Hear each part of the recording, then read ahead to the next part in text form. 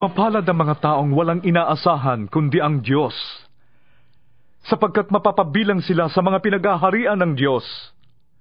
Mapalad ang mga nagdadalamhati, sapagkat aaliwin sila ng Diyos. Mapalad ang mga mapagpakumbaba, sapagkat tatamuhin nila ang ipinangako ng Diyos. Mapalad ang mga nagmimiting makatupad sa kalooban ng Diyos, sapagkat ipagkakaloob ng Diyos ang kanilang minimithi. Mapalad ang mga mahabagin, sapagkat kahabagan sila ng Diyos.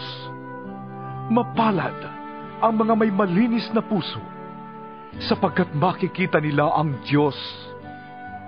Mapalad ang mga gumagawa ng paraan para sa kapayapaan, sapagkat sila ituturing ng Diyos na kanyang mga anak. Mapalad ang mga inuusig dahil sa kanilang pagsunod sa kalooban ng Diyos, sapagkat mapapabilang sila sa mga pinaghaharian ng Diyos. Mapalad kayo kapag dahil sa akin ay nilalait kayo ng mga tao, inuusig at pinaparatangan ng lahat ng uri ng kasamaan na pawang kasinungalingan. Magsaya kayo at magalak, sapagkat malaki ang inyong gantimpala sa langit. Gayon din ang ginawa ng mga tao sa mga propetang nauna sa inyo.